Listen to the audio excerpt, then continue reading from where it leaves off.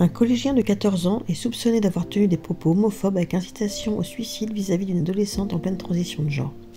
Lundi, vers 16 h, l'adolescent de 14 ans a été interpellé au collège Henri Barbusse d'Alfortville dans le Val-de-Marne après l'accord du proviseur. Il a immédiatement été placé en garde à vue. Les investigations sont en cours pour éclaircir cette affaire. L'alerte a été lancée à 10 h le jour même par le père de l'adolescente victime de harcèlement qui s'est rendu au commissariat d'Alfortville pour porter plainte.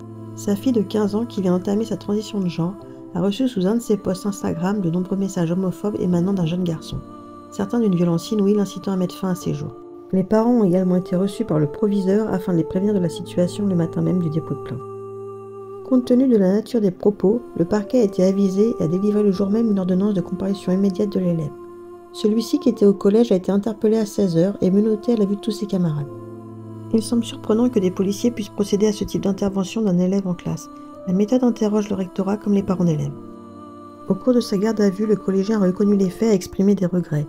Il est poursuivi pour violence et menace de mort avec circonstances aggravantes, les faits ayant été commis en raison du genre ou de l'orientation sexuelle de sa victime. Il semblerait que cette arrestation soit le premier effet de l'électrochoc dans la lutte contre le harcèlement scolaire voulu par le nouveau ministre de l'Éducation nationale, Gabriel Attal. Un audit de la gestion des cas recensés sera lancé dans chaque académie. Le constat actuel fait froid dans le dos.